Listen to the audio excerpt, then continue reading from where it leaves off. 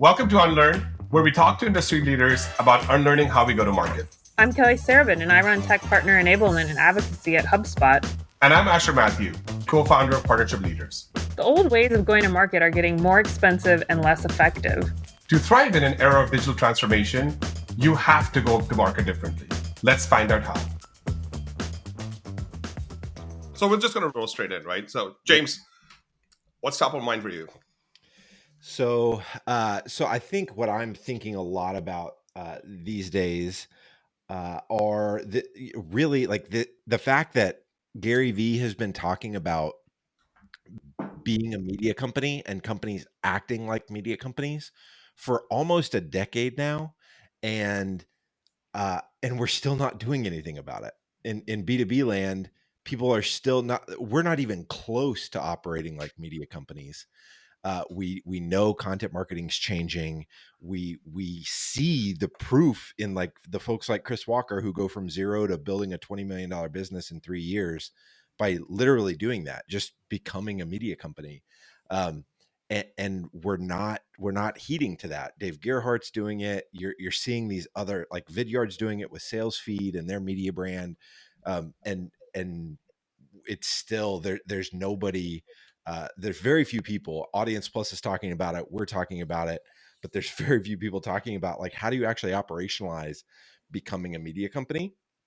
And because we know that content is the way that you win in 2023, and so that's what I'm thinking about. Yeah, and let's sort of dive into what do you think the biggest hurdles are? Because I agree, this has kind of been in the air as an idea, and people are even receptive to the idea. It makes sense, but then to your point about operationalizing, there seems to be a huge gap there. Yeah. And what are some of the big blockers? Because one thing that comes to mind, right, is that businesses have this really hard mentality of getting out of, I would say, two things: metrics. What can we track, and track in the short term often. And then the other thing is, sort of thinking about the skill set of a media company. Yeah. and what's the traditional skill set of B2B marketers who are working in tech or really any other industry. Yeah, so you mentioned a few different things there. One, I think it is very much, I think companies are very much hampered by short-term thinking. And if you're going to go all in on the strategy of being a media company and trying to win through content, it's not a short-term game. You've got to be committed to it. And that's risky and scary. And I get that. And so my friend Jürgen, I heard him talk about on his show the other day, how you can't go half in with the media play. Like you either go all in and do it right, or just pick another strategy. Like we say on our show on B2B Growth all the time, there are lots of ways to win. And so becoming a media company isn't the only way to win, but I think it's a very proven model of winning. And when you look at a lot of the category kings and queens of today, a lot of them won through content. And so so that's one thing. I think we've got to shed the short-term thinking if the media play is what you want to, is the path you want to go down. The second thing is the difference between marketers and creators. I have observed, so I did another podcast called Young Married Christian. It was about a year and a half ago now. And I am personally very passionate about the foster care crisis in America. And so there are 400,000 kids in the foster care system. And the life in the foster care system, as you can imagine, is not great. And so I have been trying to raise awareness with Christians who I think are called to take care of the poor, take care of the needy, take care of children and widows, and so I was like, I'm going to start a podcast. I know this space. I'm going to start a podcast to try to raise awareness.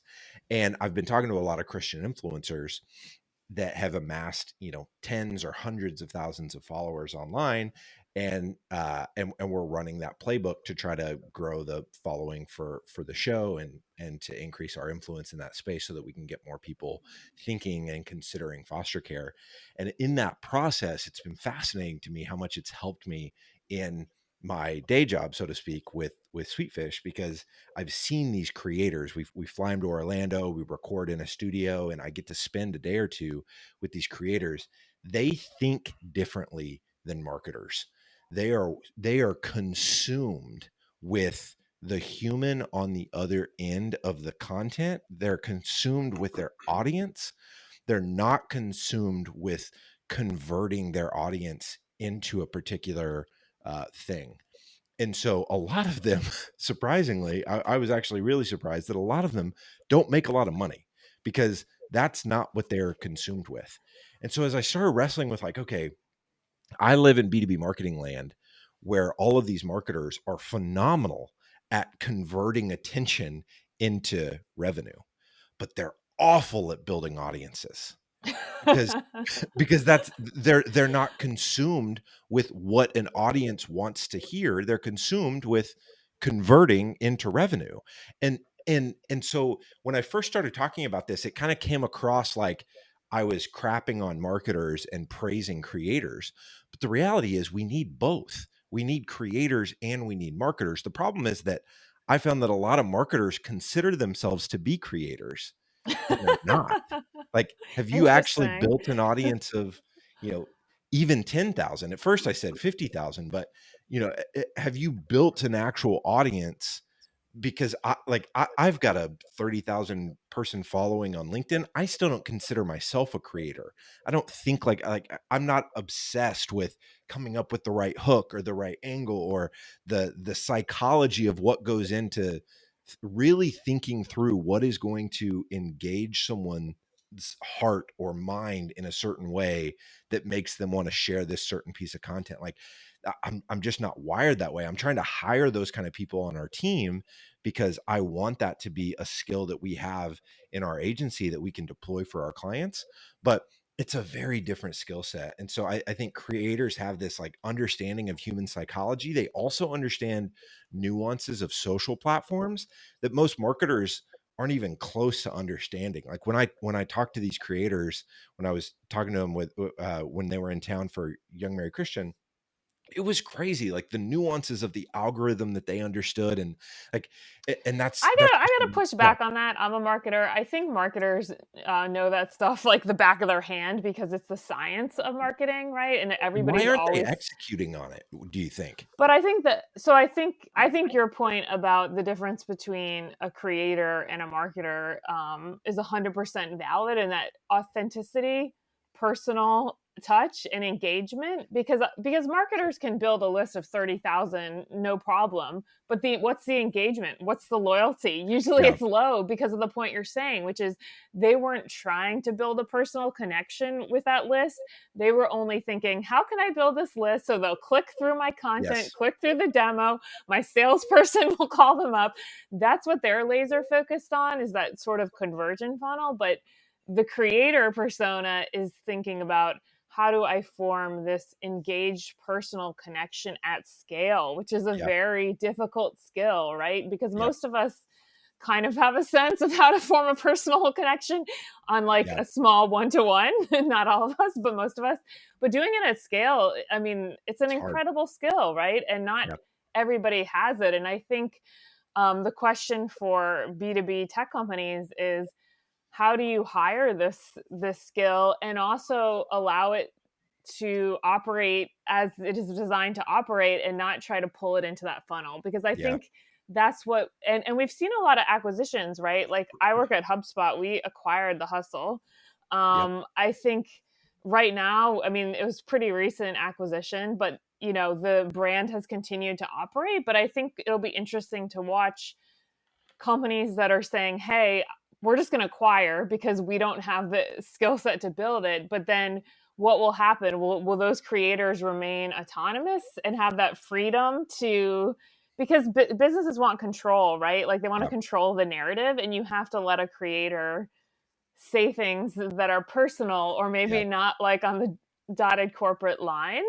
So I think that is one of the challenges, is how companies can do that. How can they let that creator be free even though it goes against how they're used to Yeah. operating?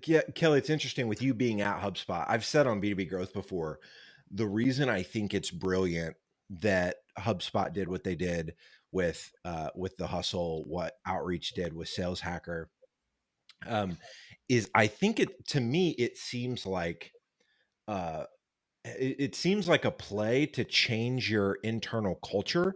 So if you are acquiring a media company, by bringing that talent in house, you're shaping what you want your culture to be moving forward. So we're in the process right now of hiring a creative director, and I've been very specific with the job profile for this particular role, that I want it to be I want this person to be a creator.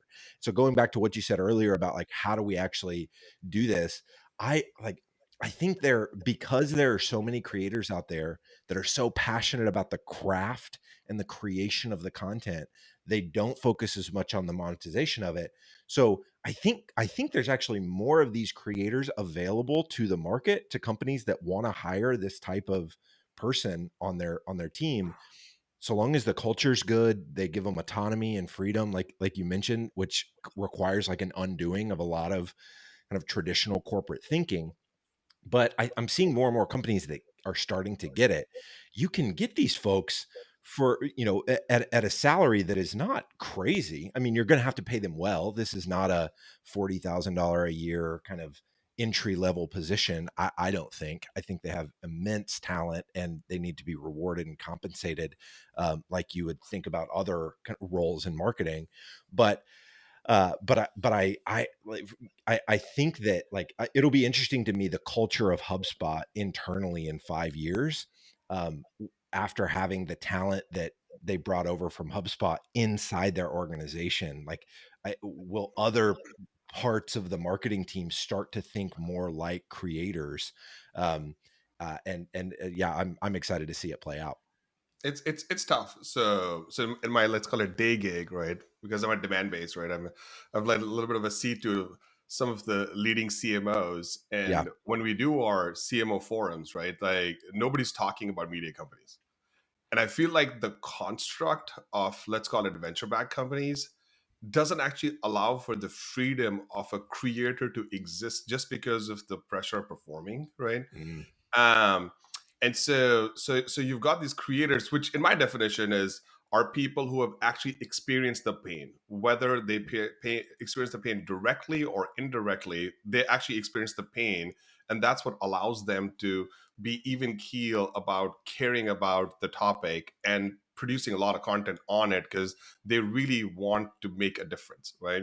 And then the influencers, like because the marketer word is coming up less and less, but I think the word influencer comes up like quite a bit, because like those are the two buckets, right? And the influencers are these master tacticians of kind of converting and making some sort of affiliate commission on the back end, right? Basically, right? And so but I would say, of all the conversations I've had over the last, like, let's call it like 9 months, with CMOs, maybe one has talked about of any scale, by the way, not like early startup, because I think the early yeah. startups are all like picking up on this train.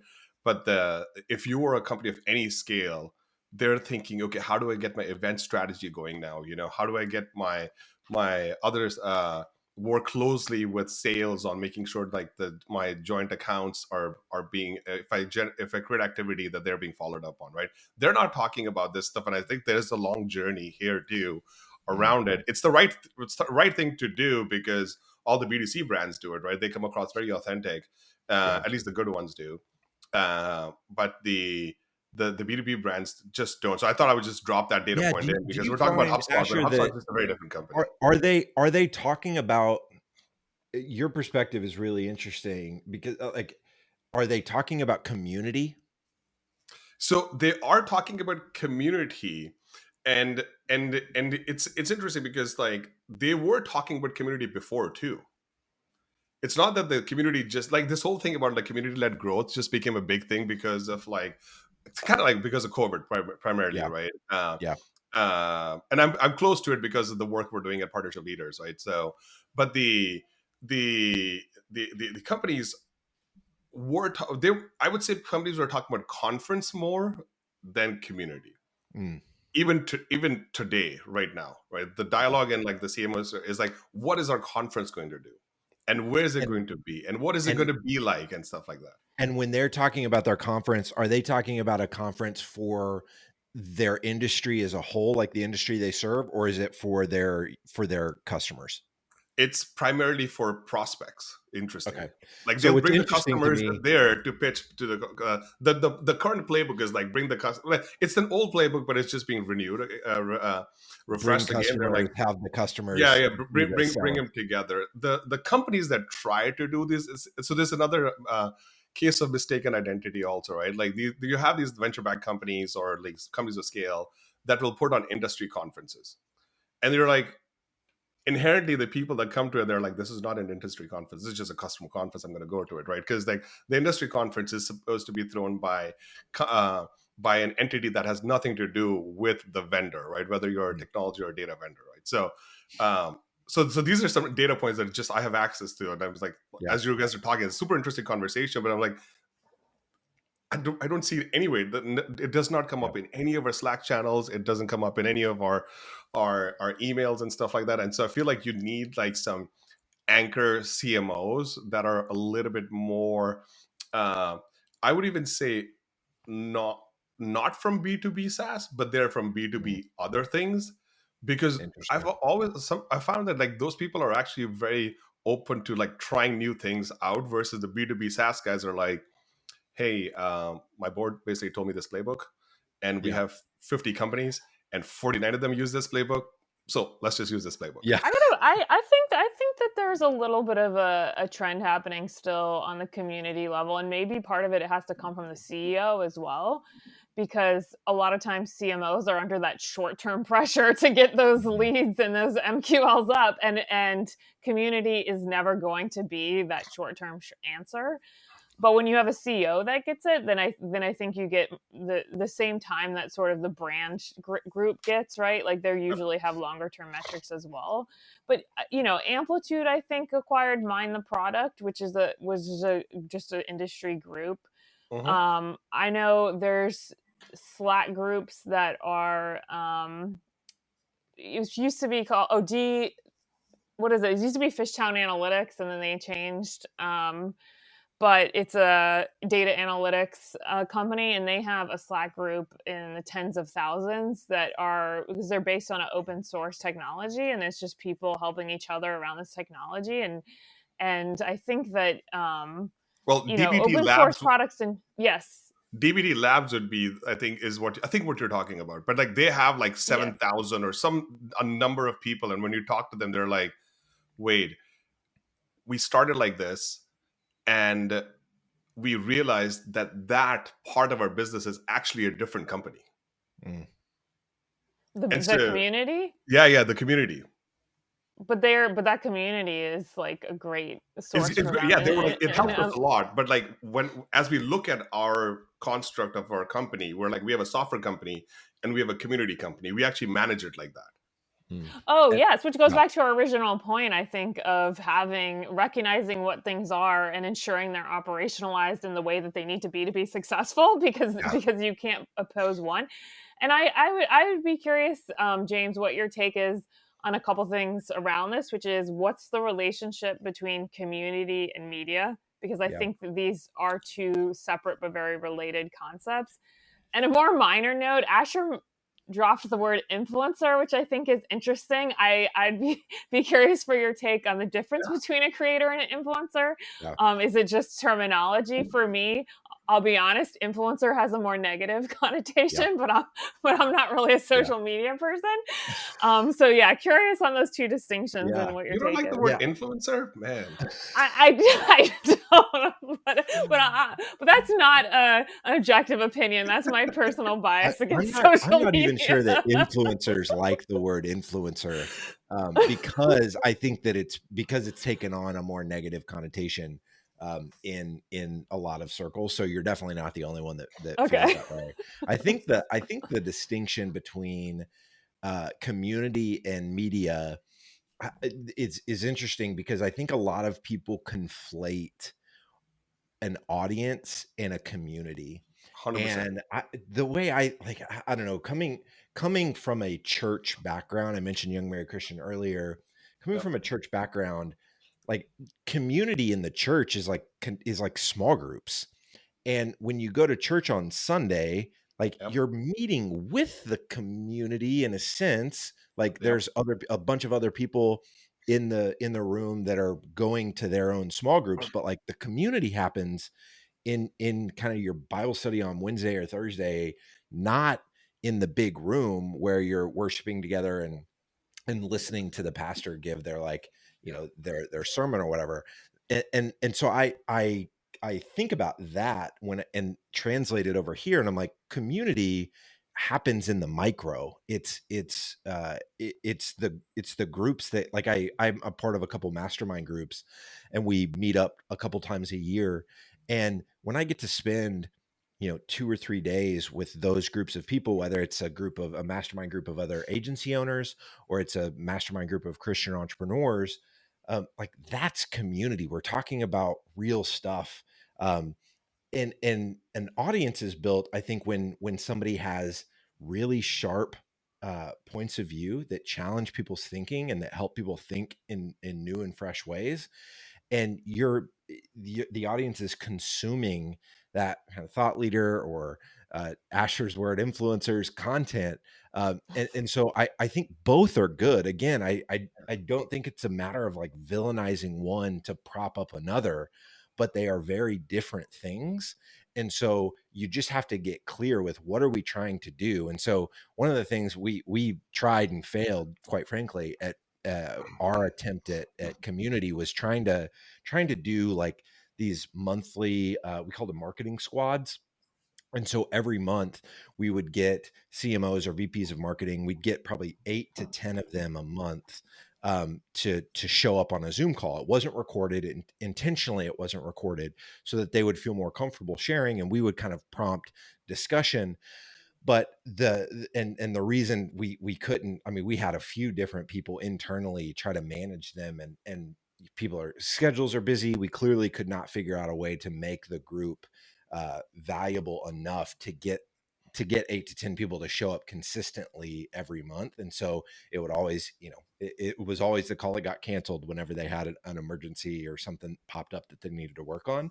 And so we couldn't quite figure it out. So I don't want to sit here from a space of saying like, oh, look, I've figured out how to do community. There are lots of people that have figured it out. We are not one of those people, but it's more reflective of at least the way that I think about it, which is small groups meeting together in intimate spaces, being able to talk about things that they wouldn't otherwise get to talk about with other people, because they resonate with, like, they understand each other's worlds. Where building an audience is really about refining your points of view, getting really good at communicating those points of view. My friend Jay Acunzo talks. I heard him say this the other day. ESPN and these massive media companies invest millions of dollars into the talent, the on-air talent. And I don't know why I just did quotes there. It's exceptional talent that it takes to like be on camera and to be the voice and to be able to communicate a message. But in B2B land, we're just like, oh yeah, our subject matter expert can be the face of it. And it's Yeah. like, well, And there's no maybe. performance around it, Yeah, it's maybe they can, formal. but to your point, actually, like, it requires performance. It's Totally. performative. There's a lot of nuance to, like, can you actually do this thing in a way that engages people and gets them to understand, the brand's points of view, and is winsome enough so that people actually want to follow it, and all the things. But anyway, I went off on a little Well, bit of a this is rabbit this is trail here. another reason why I wanted James on, because we actually connect at the what I would call the spirituality angle, right? Level also, right? Um, because so James, you may not know this, but like I helped co-found Partnership Leaders. There's basically 1,300 partnerships people that were in partnerships, like it's the home for partnerships, right? It was basically the number one community for Wow. partnerships people today, right? Um, and the sole reason I did it was because when I was had a bad experience in being a VP of biz dev, right? Um, I was lost, and I'm like, where do I go to connect with other people like me? Mm, And there's nobody, there's no place for it. And I called up some of mm, my friends, and they were going through similar experiences. I'm like, well, where do you go to connect, right? And at that point in time, I met Chris Samilla, basically, right? And we were talked about this, and then we kind of started this email chain with a few people, and then that email chain had 7 people on it, and now it's like 1,300 people. This group has its own conference. It's like it became a thing, right? yeah. But like even some of the previous stuff that we were chatting about on LinkedIn, right? I give the example internally as we operate, and we're like the best example of a community at scale is Saddleback Church, Mm, because I actually went and studied how Saddleback Church works, right? Saddleback Church had 200 employees, but they had 20,000 connect groups. mm, Like the way the level that they operate on. Interesting that like Saddleback Church pastor Rick Warren was actually from San Jose, and then they just yeah. got Andy, who's also from San Jose, right? But Yep. so there might be something in San Jose, is what I'm saying. But anyways, that's besides the point. But the way they operate, right?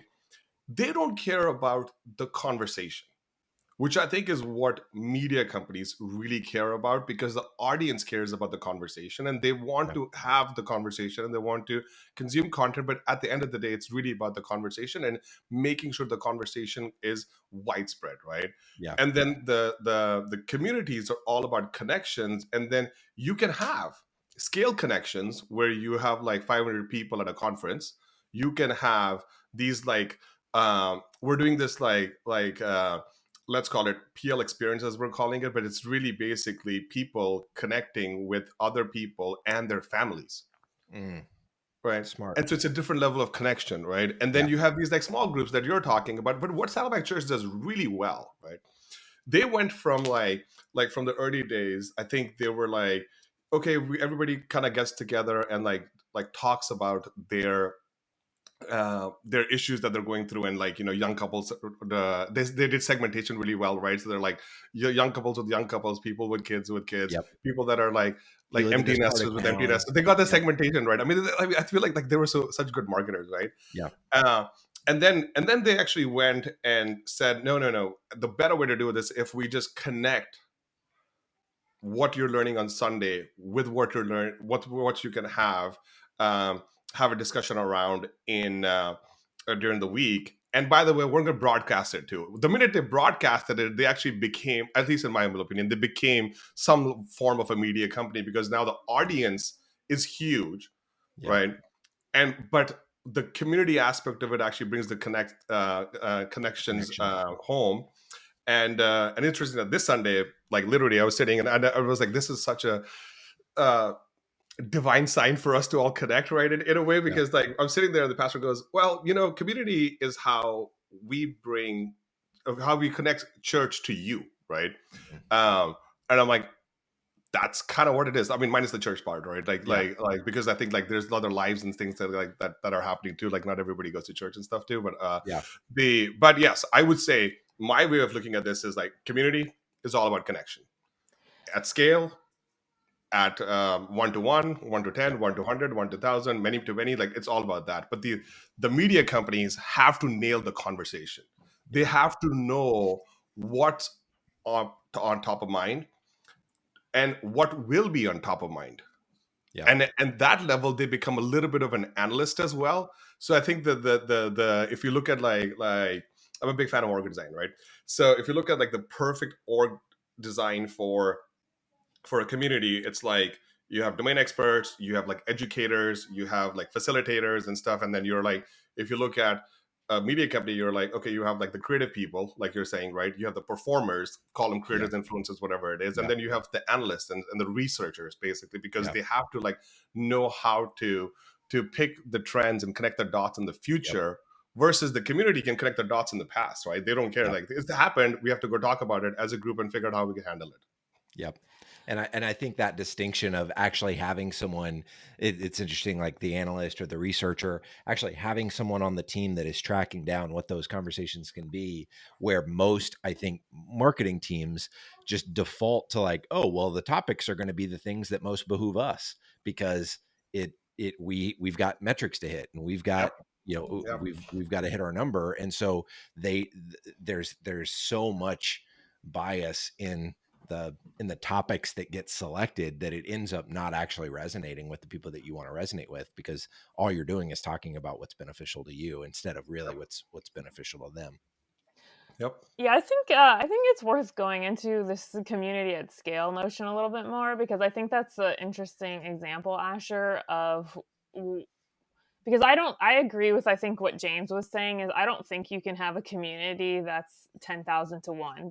That doesn't work. And I've seen a lot of these Slack groups actually in different industries that become like 60,000 people in the Slack, and they essentially at that point become a media company, because it no longer is facilitating connections. What they're doing is hosting events. Now they have a blog, they're posting their articles.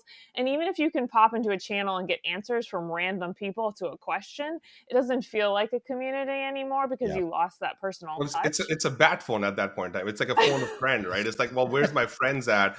Like, I don't trust anything on LinkedIn or Twitter, but I'll go over here where I know a whole bunch of people and by chance somebody. So okay, so now we're getting to a point where like I really care about this topic, right? It's that, and there's like free communities and then there are paid communities.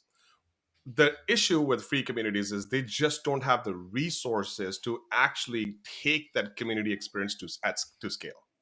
Mm. Unless they're started by a company, right? So I know, like but if a B2B SaaS company starts a free community, then they can certainly scale it out to the numbers. Now, do they have the skill set to make it the connection component yeah. is a different question, but So I'll give you an example, right? Like so at Demand Base we have Rev Circle, right?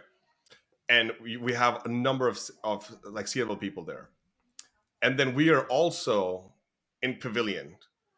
And when we do our, let's call it, annual planning, we are not, we should be, but we like I haven't heard anything around like, hey, we're gonna like put 7 people into our community and I want to make sure it scales, and like I want to make sure there's like this onboarding experience, and I want to make sure this is there. Versus you go to Pavilion and they're like, yes, we have this onboarding experience and we have this experience and we have this experience, and they're thinking about like, how do I take this at scale and how do I operationalize it? The same thing we're doing at Partnership Leaders too, right? We like hired like 2 people only to focus on managing all the programs that everybody's asking us, because if it's up to us, there's no way that any of us could actually manage the programs, because you need a project manager or a program Yeah. manager, right? So like when you're in this free, and I say this because we were a free community, and then we're like, wow, we are like 900 people, so like what do we do now? Mm. And then at that point in time we're like, we have to go paid, because we're not going to be able to do anything material for this audience. And then the minute went paid, the first thing we did is we hired a marketer, because we said the need of the hour is to help people tell their story and showcase their brands. And a lot of the partnerships people never had brands, and now so many of them do, right? Uh, and so my theory is the free communities will just never be able to offer that scale experience. And you're right, they will become media companies. But the paid communities have enough money to hire specialized resources to create this at scale. And you can take the playbook. Like, I mean, Saddleback Church is just one example. There's a lot of other examples out there that have done it, that have community, quote unquote, communities at scale.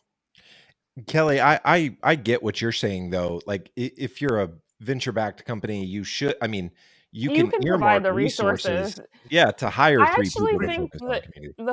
the benefit of a paid community for connection is that people show up, right? To your point, Yeah. James, about what you were saying about meetings being bumped, and I Yeah. see this all over the place, is when people pay for something, gym memberships aside, they Yeah. usually want to like get the value out of Yeah. it, right? So they have skin in the game. So I, Yeah. I think that helps foster a real community, versus if anyone can come in, you get a ton of people who just fly by and often spam, right? They're just Yeah. like, hey, I'm going to come to this group and share my thing that will get a demo for my company. Yeah. Versus a paid group, people engage. So I actually think that's where the paid groups have the advantage, is on the member side. Yeah. Now, yes, if you're trying to bootstrap a group and it's free, then yeah, you're not going to be able to do it. But are there examples of like communities at scale in B2B tech that have really been successful? Because Asher, Partnership Leaders isn't at scale yet, right? Like you guys have 1,300 Yeah. people, and I would say Pavilions, they're are farther along, but they're still not at like the scale that you're talking about with the church. Yeah. I mean, that's but if you think about it, so if you go study Saddleback Church, right, they basically have funds, right, that then they go and support other communities around the world, and their way of doing it is through other churches, because then they support programs for other churches, and that's how their partnerships work, right? um, but then they also have, let's call it the Saddleback network, right, which is really considered, it's a similar thing to like the HubSpot podcast network, right, which is like huge, and like it's about everybody sharing their content. But again, there is some level of resources that are allocated specifically to supporting this initiative at scale. And then bring it back to your point, today venture-backed companies or larger B2B companies, they just don't think like that. They just don't say, I need a CSM for my, and maybe by virtue of this conversation and a whole bunch of other work that we're all going to do, right, that they start thinking like that, because it actually brings their prospects much more closer to them. Mm-hmm. And the loyalty of not Yeah. prospects and customers and word of mouth referrals, like the impact is there, but I think it circles again back to that short-term thinking. It takes time to build that connection and those referrals, but also the lack of tracking, right? Like we're not in a place where if you develop that loyalty and then you have people just word of mouth spreading through networks, which is how businesses buy, right? Like that is how businesses buy, whether we can track it or not. But it makes the typical CMO and CEO wary when they can't see it, right? When there's that like murkiness. Yeah. How does HubSpot, like with the inbound community, Kelly, what could you share about like how HubSpot thinks about community? Because I would imagine that if anybody could do it at scale, it would be a company like HubSpot. Yeah, and it's interesting because we just at Inbound, our big conference, which is part of our community strategy, we announced like we're going to go all in on community-led growth. Like that was the keynote speech, and I think we do a lot of different things which are interesting. But as we're talking, I'm kind of thinking through how the pieces fit together, because we actually have something called Pugs and Hugs, which is partnership user group meetups and HubSpot user group meetups. Yep. And these are all over the place, and they're partner and member customer led. Yep. But it's interesting, right? So in that sense, it's scaled. Like these are successful, these go on, but we don't have a lot of control, right? Because once you make that partner led and you make it member led, you don't have complete visibility. Like there isn't a lot of tracking around it, but it is a great active community, and I consider it to like be fostering our community. Yeah. And then, I know on our developer side, we actually have a Slack group with, over 10,000 people, and it's very active Slack. It's just a community for HubSpot developers. And then we have community forums on our webpage, right? So like that's another place that people go. And I would say the forums are actually maybe a little bit less, but the interesting thing is we have a ton of solution partners on there regularly engaging, answering questions. And then you do have more flyby users who have like a particular pain point and come through, but there's partners on there that just are always kind of manning the station and engaging. So it's interesting. It's interesting because like I was thinking about the hug groups too. I didn't even know about the pug groups, but it makes sense. But it's interesting because I think so many companies aspire to have a product that is so integral to your business operation that it becomes part of your professional identity, that you want to be a part of a community of other Mhm. HubSpot users or other HubSpot partners. And so like other marketing agencies that I know that are like HubSpot partners, I mean, they eat, sleep, drink HubSpot because that's what that's what they're selling to their clients. And then the folks that are administrating HubSpot and that are like the HubSpot expert inside their company, it's because you guys have built a product that's so uh, that that adds so much value and is so critical to the company's operation, that they have somebody on their team that is dedicated to like, hey, Yeah. stay up to date with this. Here, go be a part of this hug. And so part of me wonders, like, man, it seems like a lot of these companies that are building community, it's like they don't have that. Like they're maybe the nature of their product maybe doesn't lend itself to the fact that it's not a CRM, or it's not something that is as business critical as you. What are your thoughts on that? I think that's 100% right. And I think those companies have to go to the broader business concept. So we also have really like went all in on inbound marketing as a concept, right? And we Yeah. kind of popularized that. I think for companies that have a more niche product where you're never going to be able to have those like regular meetings Yeah. around the product itself, you're going to have to look at the larger sort of business impact that you're driving and create the community around that, Yeah. which I do think, when you're looking at is for an ultimately long-term driving revenue, the motion might look a little different as to how that quote pays off for you. But I think you can still create it in a way that makes sense and ultimately returns back to your business, right? Yeah. That was a really good point, by the way. I mean, I think the nature of what you're trying to do or what you're offering probably dictates like how well you. But again, it goes back to the same thing, right? You could be a feature today, and then you have like 5 features tomorrow, and then you're like, wow, we are mission critical. Like Yeah. like Snowflake. If you look at the history of Snowflake, or even Atlassian, right? So Atlassian may be the other example of somebody who did community really well, because like they then sort of started promoting their user groups and their partner groups and stuff like that on their website, and there was tons of events and stuff like that. But I think the the one other way to think about this, right, is and it was a good call out that we're not at scale, Kelly. Thanks for that. You know, Are you uh, taking that personally? I totally am, definitely. Like I'm like, wow, just got called out by my co-host. Like that's great. Interviewing for new co-hosts tomorrow. you know, but how do you actually create connection at scale, right? And if you think about that, right, because LinkedIn tried it, Facebook tried it, TikTok, Instagram, everybody's working on it, right? And and I guess even before we ask the question of like what's how do you create connection at scale, the question used to be like, what change are you trying to drive, right? So we'll go back to Saddleback Church, right? So Saddleback Church has this book called Purpose Driven Life. Yep. It was extremely beneficial. I would say even more beneficial than all the stuff that Tony Robbins did. Because Tony Robbins basically says that, and if you go to any of the Tony Robbins events, they're fantastic, by the way. You go there, it's an experience, you're like hyped, et cetera, right? And then you learn this curriculum, and then you kind of have to do this. There's a self journey that takes place, and there's some sort of like connections and stuff, but it doesn't really work the way. So Tony Robbins, I think, would be like the example of somebody who actually manages an audience really well, right? But then Saddleback Church would be somebody who manages the community really well, because they're all about like, and the book is not like, it has some spirituality concepts in it, but that's actually a really good life book, right? And and it actually made a difference in people's lives. So if that's what your goal is, then you should go down the community path.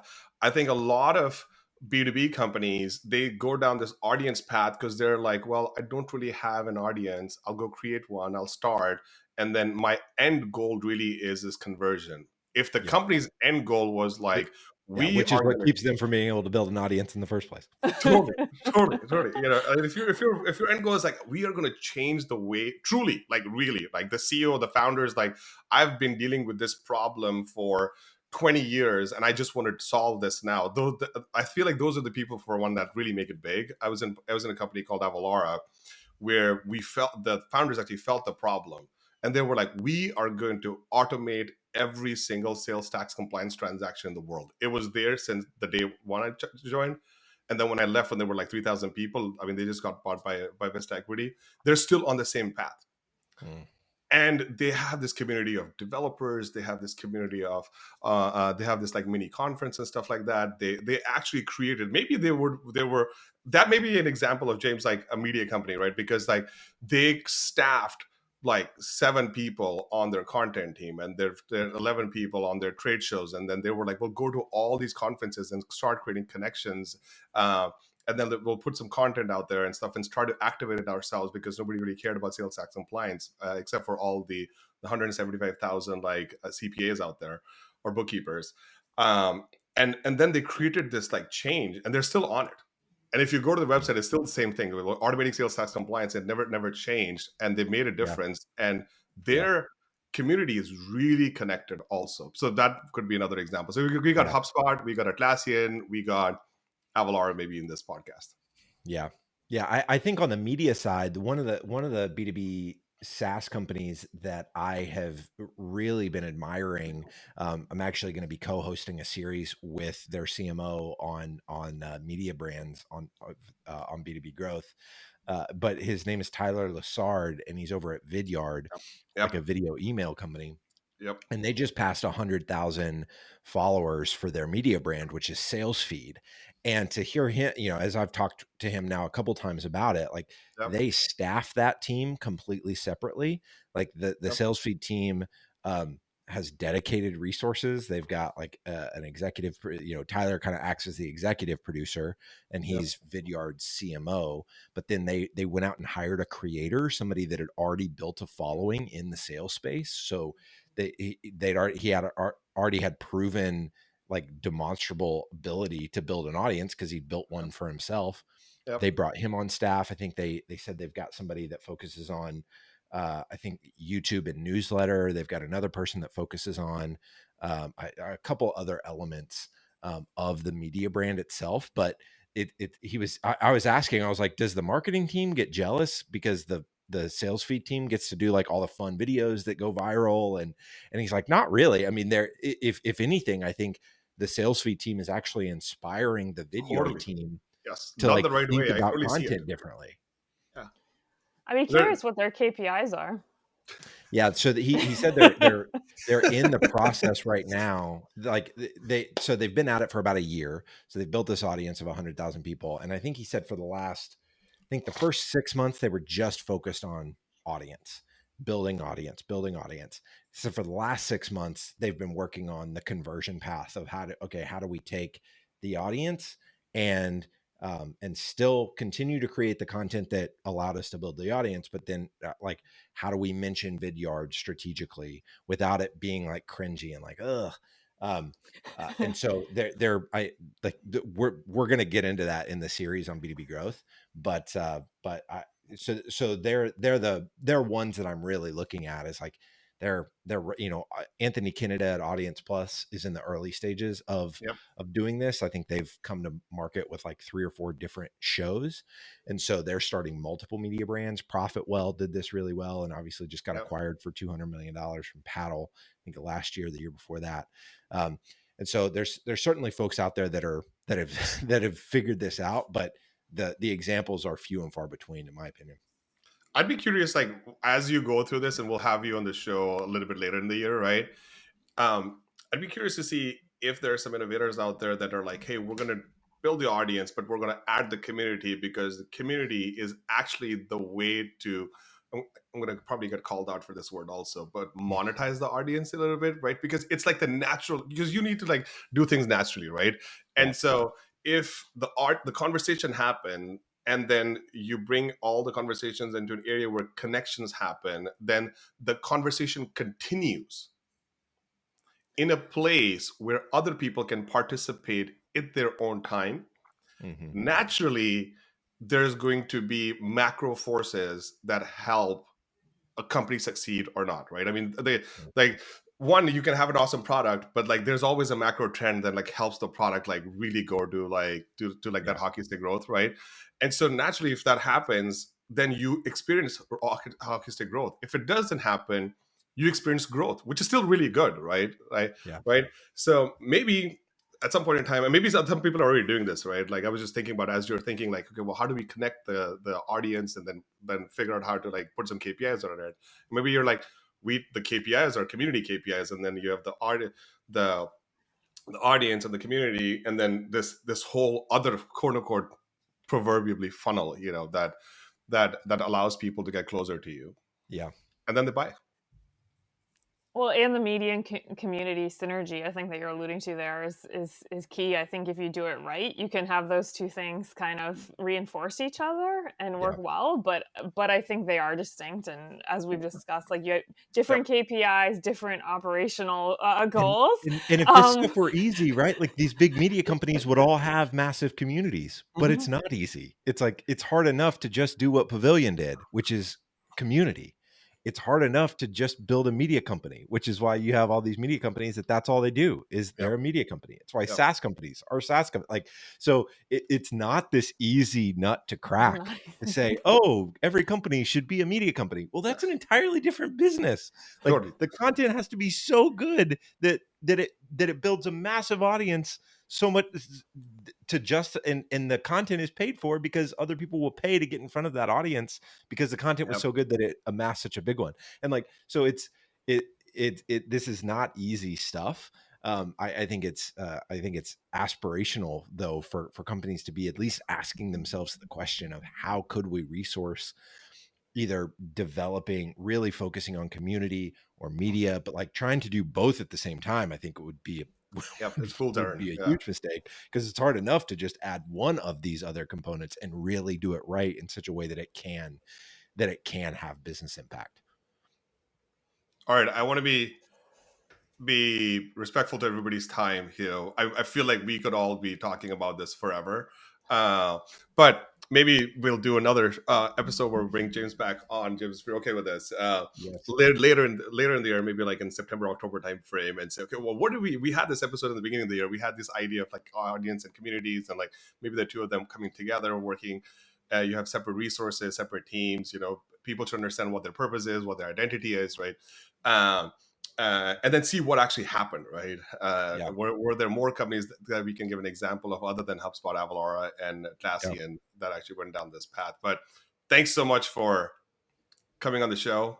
Absolutely. Appreciate you. Thanks for all the having work me. that you're doing. This was fantastic, and we'll see you soon. This was a blast. I'll have to say before I jump off here, there's a lot of folks that are saying, hey, this isn't going to be a podcast interview. It's just going to be a dialogue. And that is actually really hard to pull off. And so I can tell you, having, obviously being a podcast agency, seeing a lot of shows, you guys do a fantastic job of actually making it a conversation instead of just feeling like, the host is setting the guest up to share their point of view and then they agree with it and move on. So hats off to you two for a format that I think is rare, but that a lot of people are aspiring to do. You guys do it really, really well. So Asher, you can't go find another co-host. I totally you gave us that compliment. I was just like, crap, I'm stuck with Kelly. Dang it. All right. Have a fantastic weekend. Bye. Awesome. Bye, y'all. Thank you for listening to Unlearn. Subscribe wherever you listen and visit unlearnpodcast.com for the transcripts.